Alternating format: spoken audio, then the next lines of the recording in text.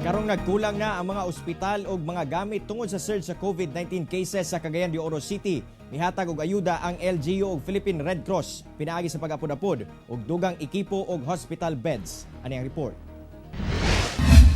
Tungod puno-puno na ang mga ospital sa Cagayan de Oro City ug aron magpabiling epektibo ang COVID-19 response sa syudad. Namalit karon ang LGU og 25 ka high flow oxygenation nga gipang-apod-apod sa mga ospitals. Napulo niini ang gidonar sa Northern Mindanao Medical Center ug 15 sa JR Borja General Hospital. Kalakip usab niini ang mga oxygen tanks. Nagdonar usab og dugang hospital beds ug mga habol ang Philippine Red Cross ngadto sa JR Borja Hospital. Unom sab ka RT-PCR machines ang napalit.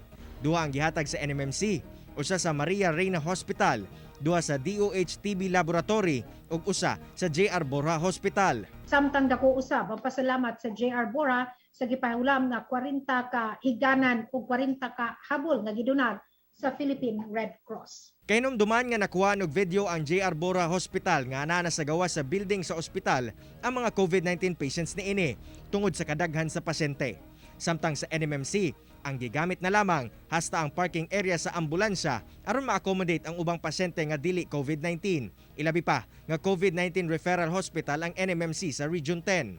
Padayong ginaawag sa otoridad ang mga Cagayanon nga magpabakuna ug musunod sa saktong health protocols aron mapugnan ang padayong surge sa COVID-19 cases sa syudad. Ako, si Cyril Chavez para sa One Mindanao.